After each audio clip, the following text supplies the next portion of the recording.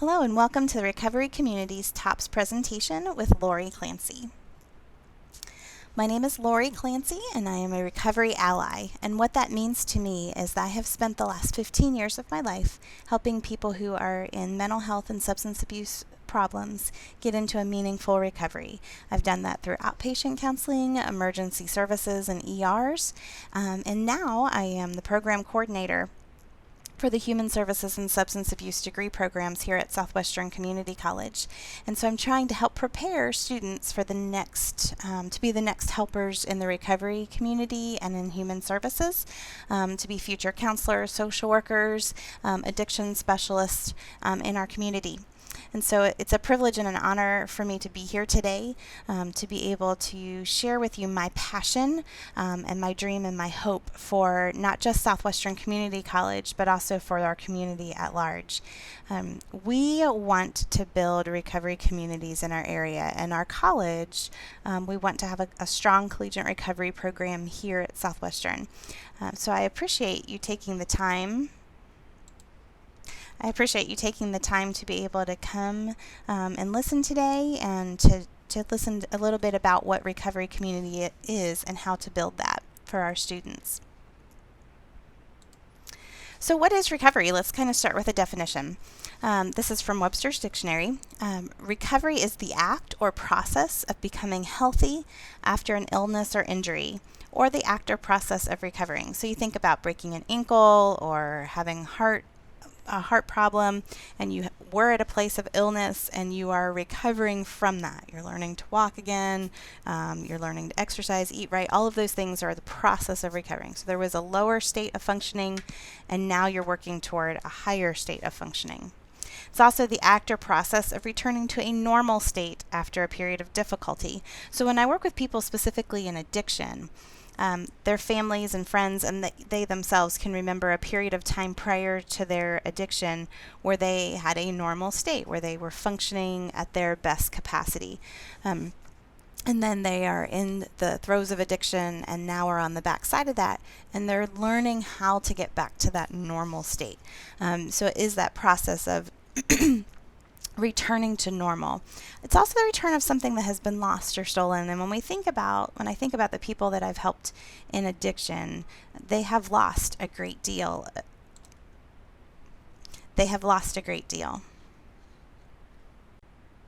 So many times in addiction, people have lost something, jobs, families, relationships, just about everything, even their homes, sometimes their identity.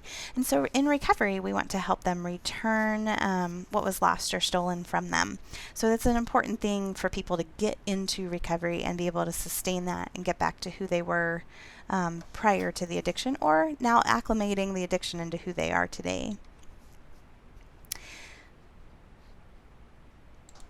Recovery communities are a very important thing for us to have, not just as Southwestern, but also in Jackson County, Swain County, Haywood County. The picture you're looking at right now is from Lake Junaluska.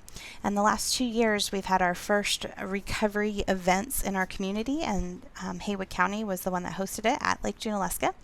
They did a big walk around the lake supporting recovery.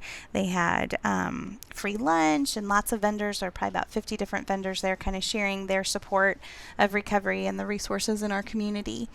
We also had bounce houses for kids to make recovery a family event, that we want children to know that their parents can get better and that they can get in recovery. But recovery community at large is simply a community that embraces, supports, encourages, and removes barriers that promote a lifestyle of recovery. One of the big things I want to communicate to you today is that we want students in recovery. We want people in recovery. When people get out of active addiction and into a recovery process, they are better students, they are better parents, they are better workers, They are better in every area of their life. What research is showing about people who are prone to addiction in the first place is that they are more creative, they're more intelligent, and more charismatic than their average person who is not prone to addiction.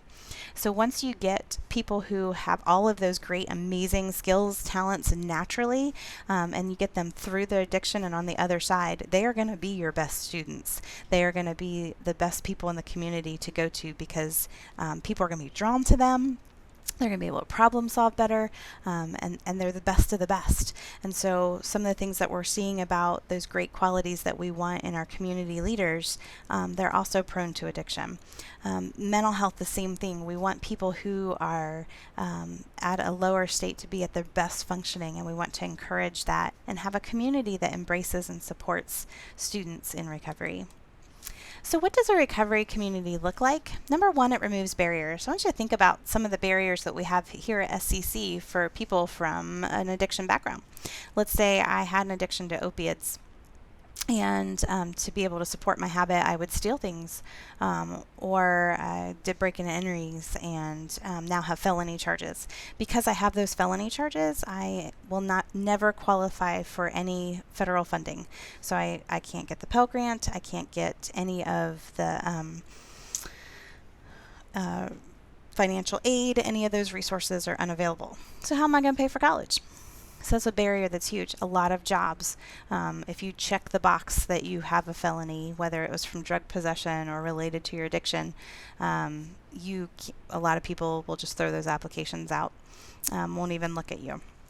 So those are some of the barriers around here that a lot of our students struggle with. They can't get housing just to get back on their feet.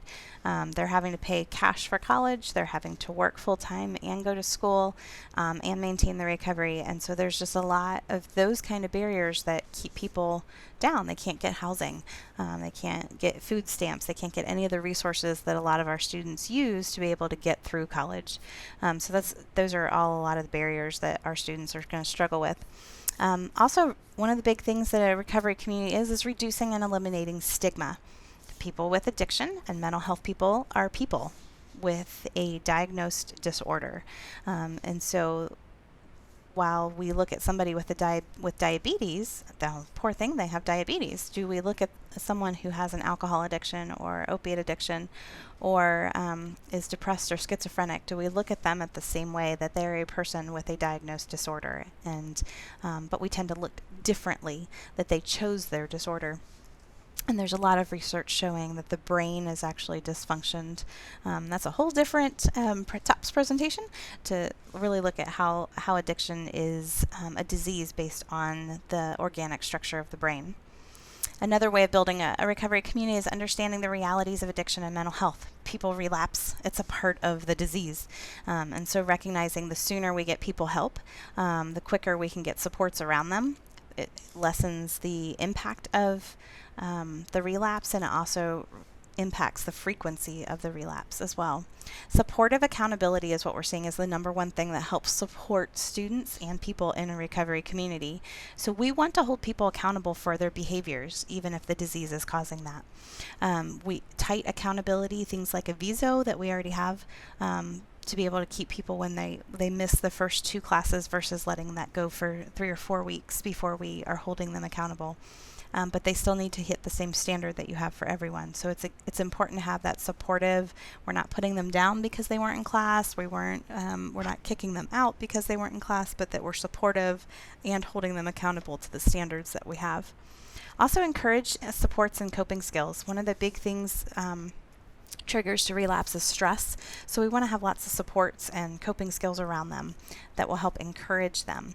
So the image you see on your screen is Recovery Campus. That's a recovery magazine put out for collegiate recovery programs, and that's free, and you can have those magazines coming to your classes if that's something that you would like to have happen. But it's just helping people realize that there's resources out for them. The other thing that a recovery community does is they listen. They listen to people and their struggles. They listen to people when they're having a bad day or a good day. But it's just being available to have a relationship with people, and that's the huge thing that helps people in recovery. Also, the other thing the recovery community does is that they advocate for changes with their political leaders, with the people in authority over them. We need to change certain things like the felony boxes on forms, the federal aid that's connected to the felony boxes. There needs to be change that people can get better, they do get better, and we want to help support the recovery, not create barriers for them. So a question I want you to kind of think about for a minute, is Southwestern Community College a supportive recovery community? What do you think?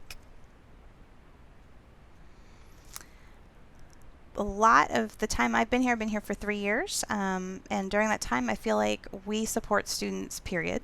I think it's one of the strengths of Southwestern is that we support them. So just kind of looking at that from a recovery angle, let's add people who have been in active addiction or have had a significant mental health problem.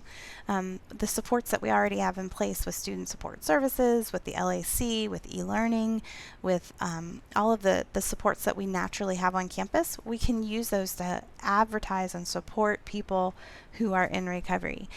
So do I think we are? Yes. Do I think we can do better? Absolutely. We can promote ourselves as a collegiate recovery program and really start looking internally. Part of this TOPS presentation is for you to look at your opinions about people who use drugs and alcohol and about people who have diagnosed mental health problems. Do you look at those students differently than you do another student? And if you knew they had an addiction or had a problem in the past, would that change your opinion of them? And I want you to kind of just look at that, because that's the first question. What are your personal biases or prejudices? You may have been hurt by somebody who had an active addiction. You may know somebody who's struggling in active addiction. And so recognizing that how your opinions and your thoughts are an important thing in creating a supportive recovery community here at Southwestern.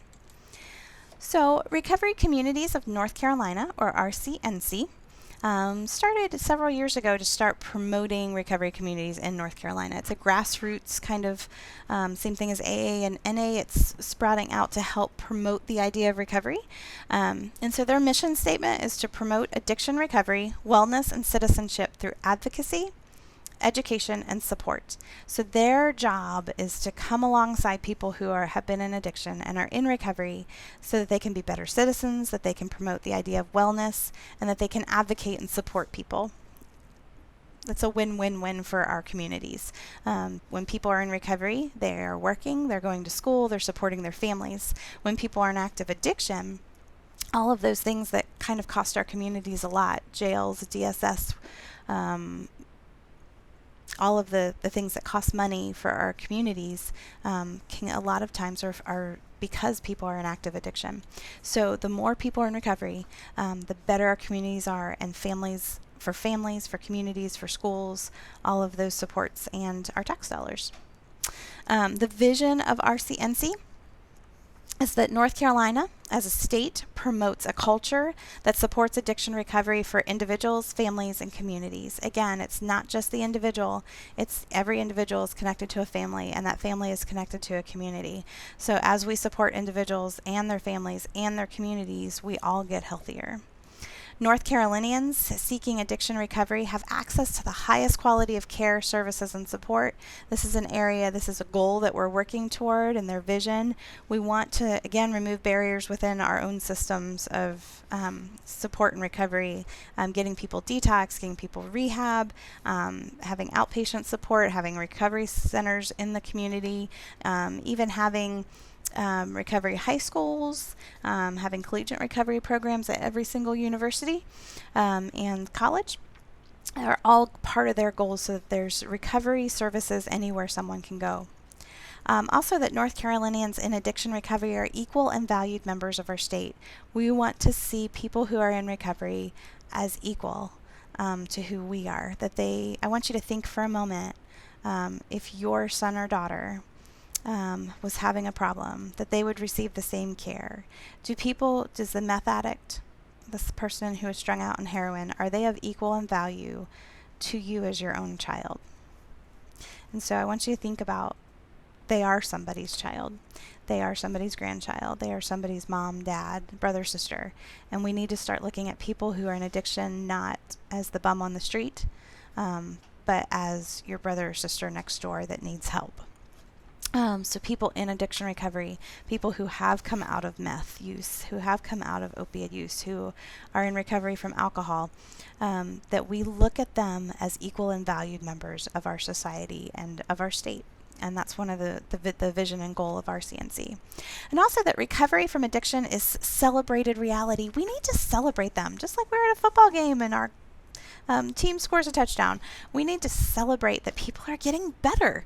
We need to celebrate that they are out of the pit of addiction and that they are actually getting to enjoy life and have fun with their families and take their kids to the park and go to school meetings and go to work. And we want to celebrate life because, again, addiction and mental health problems can really steal so much from a person.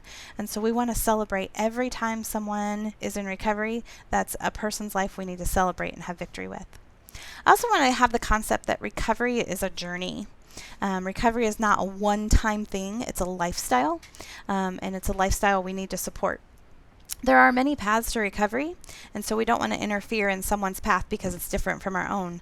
A lot of times, we have done that in our own addiction world, that AA is the only way people can get better, or a spiritual experience is the only way people can get better, or they have to go to treatment, or they have to go down the path because this is the path that I went down and I found my recovery. So having lots of paths is really important. And for students, we want to be able to be able to get them on whatever path they are on and help them and support them. So different recovery paths, and people can use all of these or one of these or none of these. Mutual aid, peer support, recovery supports, that's going to look like AA, NA, Celebrate Recovery. We have Smart Recovery. We have CODA meetings. We have Al-Anon. We have basically any kind of support group you can think of is probably out there that's a peer-based recovery support. We have those happening all over Western North Carolina. There's a lot more of the more specific groups in Asheville. There's just about any kind of recovery group that you would want. There's grief groups for mental health problems. There's anxiety groups, depression groups, DBT, all kinds of recovery-based support groups. There's also professional treatment. There's one-on-one counseling. There's detox, rehabs. We live in an amazing environment, and so a lot of wilderness therapy programs are popping up right now in the mountains of Western North Carolina because people can get away from the cities, away from their urban areas, and get out and really kind of reconnect to who they are, and they find that that's very helpful in treatment. So we have like Red Oak Recovery that's in Leicester. We have Pavilion. So we have some programs really that are excellent programs popping up in our area. There's also a faith and religious component, and I think that's one of the areas that we have neglected in the recovery addiction community is people need to have meaning and purpose in their lives. A lot of times faith and religious activities, spiritual activities help people reconnect to their purpose and meaning, and can be very, very valuable in the addiction recovery world and in mental health problems. So helping people reconnect with their faith, whatever that faith is for them, and having a spiritual connection is very important. There's also medication-assisted programs. There's Suboxone and Methadone are the most popular or well-known for, especially for pain management. But there's also medications like Camprel that can help for alcohol addiction and helping people cope with their triggers, can actually really help with that. So there are medication-assisted programs. There's a lot of medications out there that can kind of help take the edge off while people are detoxing, or can help keep them pretty stable. I've had clients in the past that, in fact, one of my clients and I had our babies at the same time. She was on methadone. Her baby needed detox off of that, but it was the one thing that she found that took her away from her addiction. She was able to be a mom, work full time, and raise her children, and got them out of DSS custody and maintained her methadone for over 7 years. So it was really a very helpful medication for her. There's also criminal justice and drug courts. Drug courts are popping up. I'm hoping to eventually get some in Western North Carolina. Buncombe County has one. It kind of marries or combines the criminal justice and the mental health and substance abuse treatment. That first year that people are in recovery is a very difficult year for them to maintain because the triggers and the use and their brains just aren't back online yet. And so it's hard for them to keep their focus on recovery. And so the criminal system, if they have a criminal problem, kind of helps keep them in line or they go to jail. So it kind of keeps that mom support or the big stick kind of over them until they can get their brains back, which usually takes about 8 months to a year, depending on what drug they were using and how intense it was. There's also natural on your own.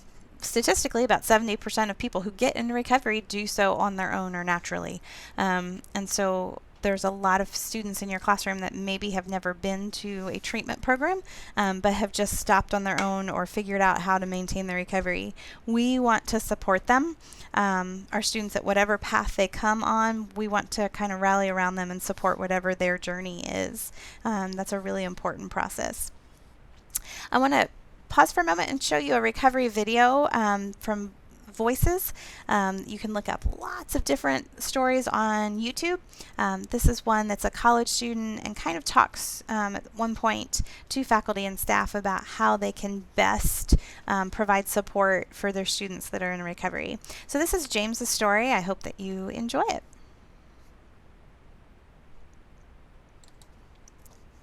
So how can we support students in recovery as a college and as faculty and as staff? Number one is to create an environment that encourages recovery.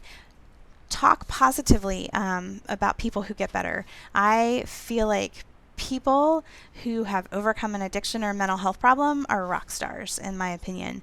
To have your own personal brain hijacked and working against you, to have lost so much, to have a drug take over your life, and then to come back from that, or if you have been to the brink of suicide or depression and to come back from that, for me, those people are rock stars. They're amazing.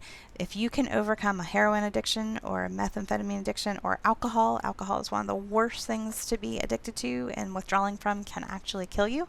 If you can overcome that, shoot, you can do anything, in my opinion, and we want to celebrate that.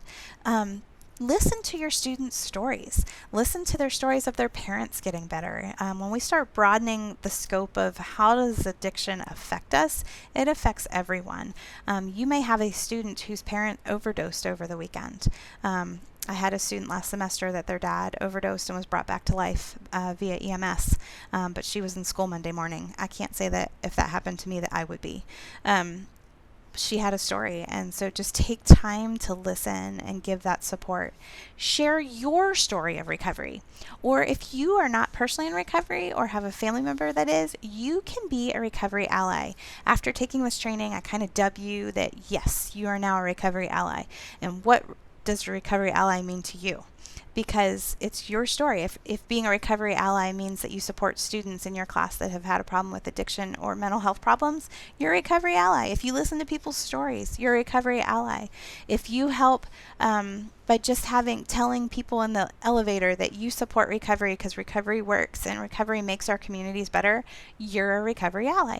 So share your story. You can do just like I started this presentation with. Hi, my name is, and I'm a recovery ally. And what that means to me is, and share your story. Know your resources. At the end of this presentation, I'll have some resources available for you that are unique to Western North Carolina. But know your resources. Know the resources on campus, how to connect to Peter Buck, or how to connect to NA or AA meetings, how to use those resources on the web. Get on the web and see what AA, NA, Smart Recovery meetings are in our area. Look for warning signs of relapse and suggested resources. So look for your students who are absent. Look for your students who are coming in a little more tired or groggy.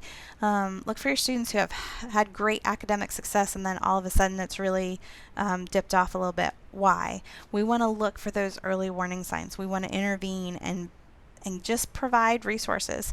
Sometimes just an email, a phone call, pulling somebody aside after class is all somebody needs to know that they are not alone, there is somebody that has their back, and that they have resources available and they don't have to keep going back down to the pit. Advocate with community leaders. If you know some of our government leaders, help them know that people get in recovery and that they get better. Educate yourself on recovery efforts. Go to a rally, go to a video. If there's a movie out like Anonymous People, if you see that on Netflix or YouTube, watch that. Educate yourself on people's stories of recovery and how they get better. Attend a recovery rally. September is National Recovery Month here in the U.S., so we have different events and things going on for that month. Find one and go to it. Just see what they're like and how to support people who are in recovery. How can we support students who have family who are in recovery? Be aware of how and what you say about addiction. If you're talking about people using words that are positive, encouraging, we're not talking about some drunk under a bridge, but we're talking about people. I can guarantee that in your classroom you have students who have had a family member who's in recovery or active addiction. I dare say that there's staff here on campus that are struggling, that their families are struggling with addiction or in recovery. So just be careful of what you say and how you say it. Understand that recovery works, that people get better. Encourage and help our students to connect resources for their family members if their family is struggling, or if they need a support group, or if they need a meeting. That we can help connect them to those resources. Show them the links to resources, videos, stories of hope. Everybody loves a story of hope, right? All chick flicks, so to speak, are based on some kind of story of somebody goes through a difficult situation and then they overcome it.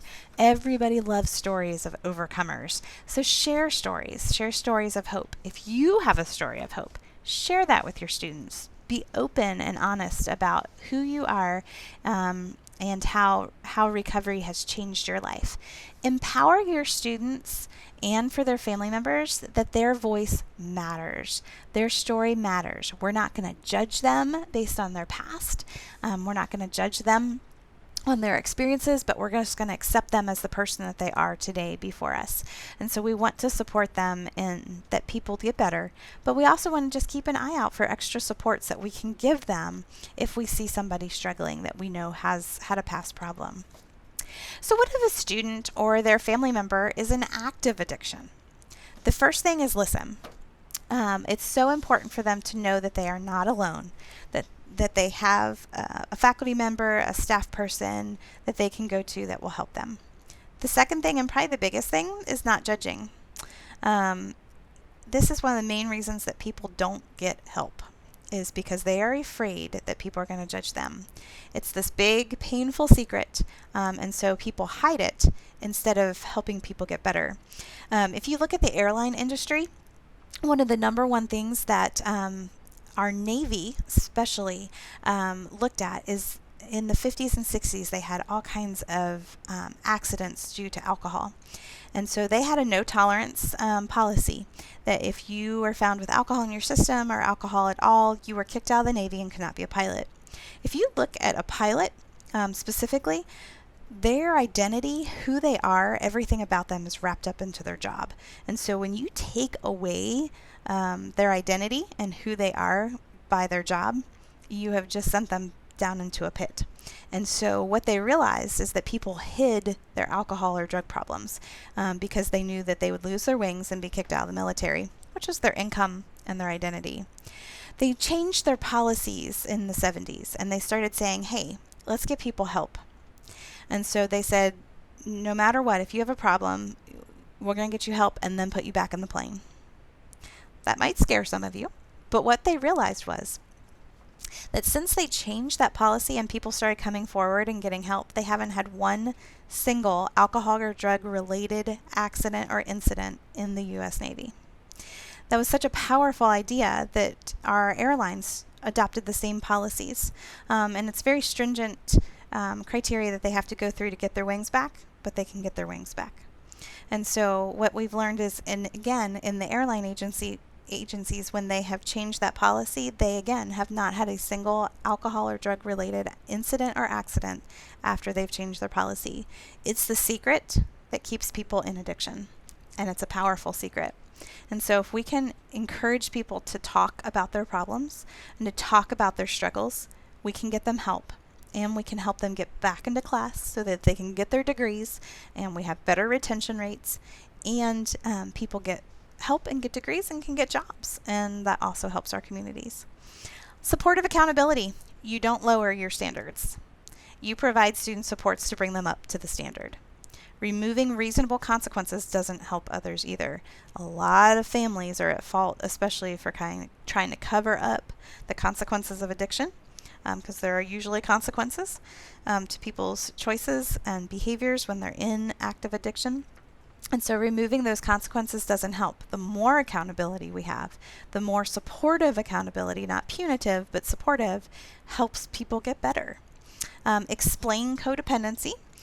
Sarah Altman was our resident expert on that.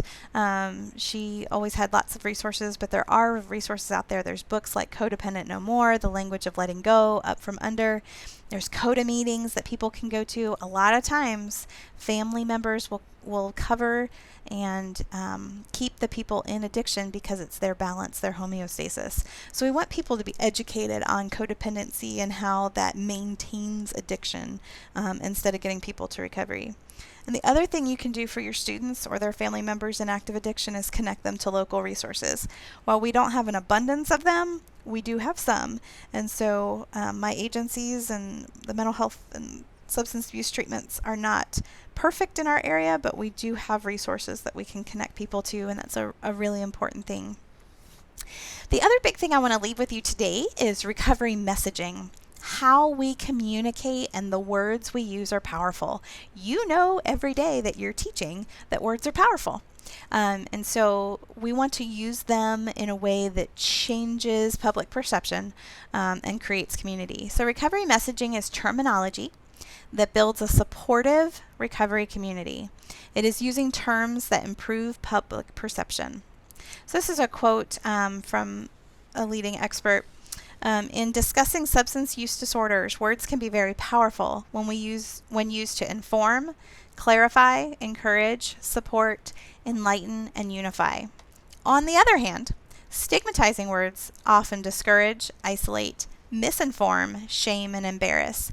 If I don't leave you with anything from this presentation other than this, is to watch the words that you use. Words to empower people instead of stigmatizing them. So let's look at a few and see what that actually looks like in a practical way. Some negative terms are alcoholic. So what could you use instead of calling someone alcoholic? Because what does the word alcoholic mean?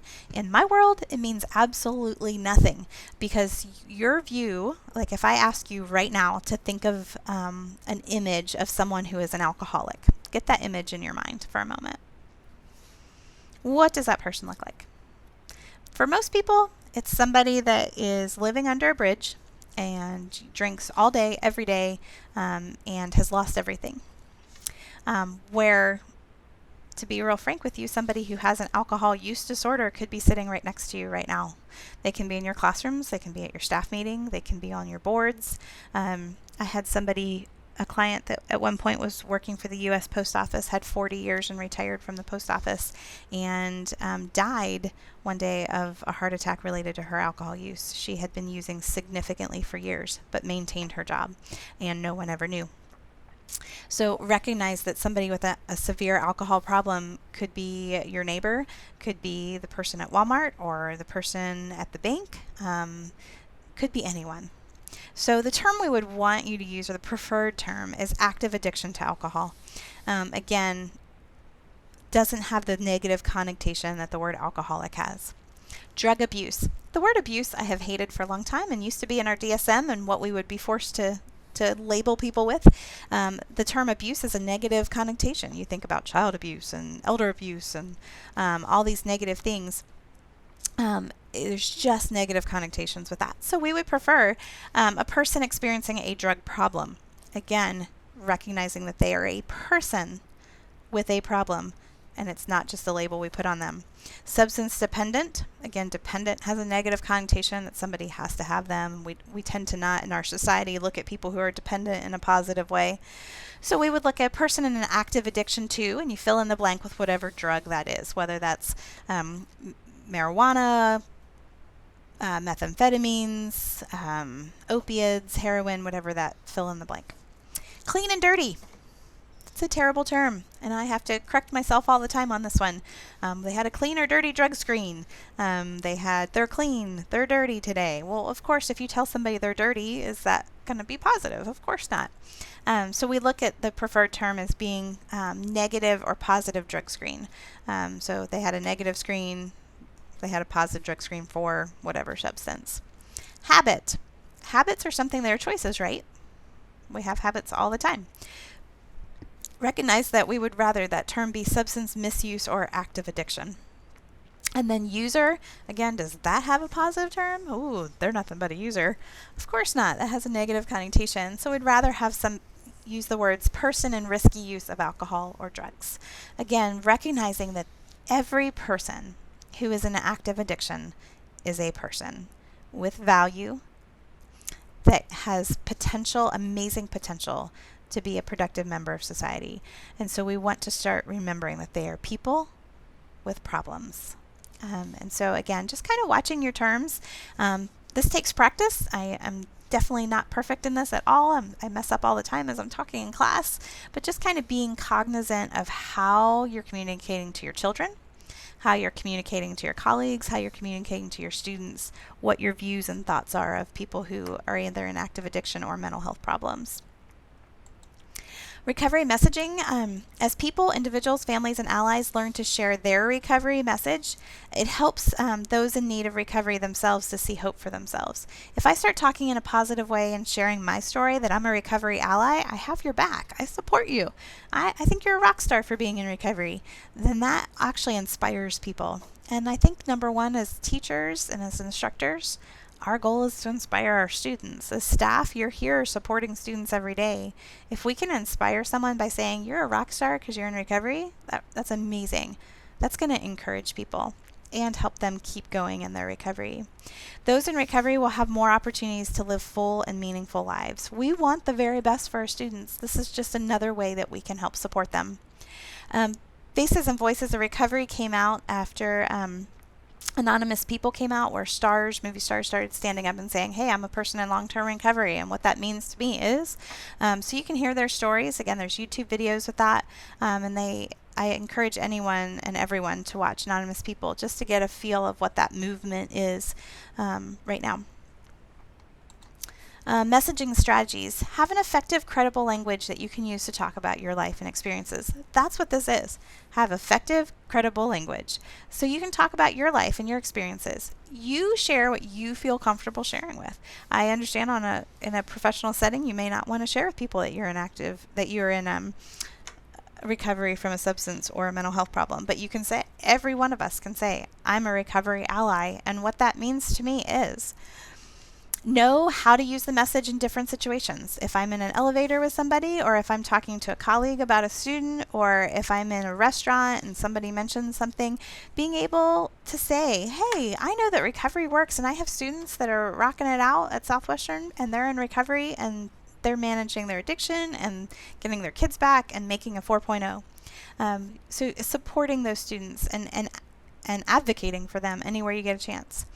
These messaging strategies make it possible for more individuals, families, and communities to get well. In some respects, our communities enable addiction because we keep the system going, we don't hold people accountable, we don't give them the supports that they need, and when they are trying to get better because they burn their bridges, we don't let them get better in our communities. We want them sent off.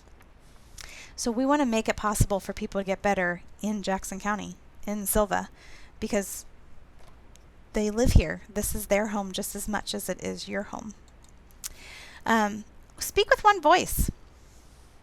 We need to have one voice in this, that recovery happens, it happens in our community, and that we can be the change that somebody needs. Make it personal. It's really, you can argue about addiction being a disease, you can argue about different modalities of people getting better, you can argue if depression is somebody's choice or if it's an actual disorder. You can argue all of those things all the time. It's really hard to argue with somebody's story. I'm a person, I'm a recovery ally, and what that means to me is I help people get connected to resources to help them get better. You're not going to argue with me about that. If I share my story of a brother or sister or grandmother getting in recovery, you can't argue with somebody's story. Stories are personal and they're real and they're inspiring. And so that's what gives us credibility and helps break those misperceptions of the bum under the bridge that we talk about. Talk about your recovery, not your addiction. We want to inspire hope, and I think sometimes we talk about the negative too much. If you're a person in long-term recovery, talk about what that means to you. Hi, my name is, I'm in long-term recovery, and what that means to me is I'm a teacher, I'm a parent, I'm a colleague, I am all these things now because of my recovery. Inspire people with your story, because each of us has a story to share. So lots of different ways that we can do this, how to share your story. I'm in long-term recovery, which means I have not used alcohol or drugs for however many years. Long-term recovery has given me new hope and stability. I have been able to create a better life for myself, my family, and my community. I'm speaking out or sharing this with you today so that others can have the opportunity to achieve long-term recovery. I totally say you can steal this, use it word for word. It's not copyrighted. These are the words that we want you to use to inspire people versus a lot of people's testimonies focus on their use and not their recovery. We want to kind of shift that a little bit, that we're talking about people's recovery so we can support and inspire people. You can share your family story. My family and I are in long-term recovery, which means, fill in the blank, hasn't used alcohol or drugs for however many years. We have become healthier together, enjoying a family life in our home. Long-term recovery has given me and my family new purpose and hope for the future. I want to make it possible for others to do the same. And again, this is everybody. All of us can be recovery allies. My name is, and I'm a recovery ally, and what that means to me is I support recovery from addiction and mental health by, fill in the blank, I remove barriers by, I provide, and I encourage. So this is kind of like a template that you can use to fill in your story and make it personal. Addiction recovery, mental health recovery, can't make it without us. They can't make it without the recovery allies. We are the majority, and they need us to be able to change laws, to be able to change communities, to be able to hire people who are in recovery, if there's a gap in their employment, to be able to explain that and to be okay with it, and to be able to accept them for the person that they are today and not the person they were 5 years ago when they were in active addiction and their brain was hijacked by a drug. This is a way that you can support people in recovery and not be scared of it anymore. Words have power. Words have the immense power to wound or to heal. The right words catalyze personal transformation and offer invitations to citizenship and community service. The wrong words stigmatize and disempower. This is one of our leaders in the recovery movement. I want you just to think about your words, because you get to use a lot of them every day in class. Use them to create healing and to promote people in recovery. Changing cultures and removing barriers, this is huge. We avoid the terms like addict or alcoholic because when the general public thinks of them, they think we're sick, and use those when we hear those words. We avoid terms like recovering, which in the general public suggests it's an illness and not wellness. We want to focus on the wellness part. We avoid raising issues that could cause debate and distract from the message, like whatever those things are that people can't get better or jails are filled with people. Focus on the positive and avoid the debate. Personal stories that encourage hope and inspire people. We don't define recovery because one individual's experience does not represent the full range of recovery experiences. People relapse. It's a part of the disease.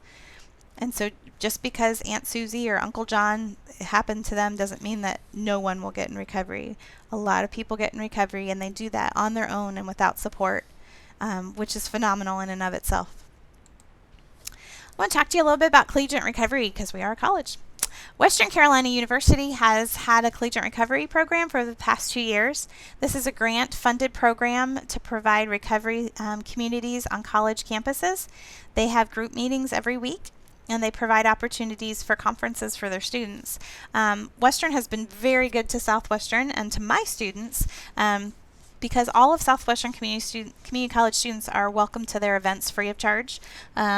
And so they do stuff like sober tailgating during the football games. They have weekly group meetings that are free. They'll do pizza parties. They'll do study break stuff, and all of those things are available. And so you can like them on Facebook is a great way to stay connected to them. And I also have their website here that you can go to if you want to look a little bit more about their outreach and the supports they have there. So here's some resources for you. The Faces and Voices website, you can go to the website right there, and all kinds of stories and inspirational, a lot more about the recovery messaging, things you can do. Anonymous People movie used to be on Netflix and YouTube. They recently just took it off, so check some of the other providers, or just keep checking in and hopefully those will come back. It's a great movie. I highly recommend it. Recovery Communities, their website in North Carolina about the recovery efforts. North Carolina is leading in the recovery movement in the U.S., so we can be proud of our state for that. SAMHSA has all kinds of amazing free resources. They'll print them for you and send them to you. It takes a few weeks, but it's a free resource that you pay with your tax dollars. So I guess it's not really free. But they have lots of resources about drugs, alcohol, addiction, things that latest research that's coming out. So that's a great website. I use it all the time for my students and teach them how to access it. Abundant amount of resources for you and for families and for people in recovery. Celebrate Recovery is a faith-based recovery program. I know we have a Celebrate Recovery at Faith Community Church in Haywood County.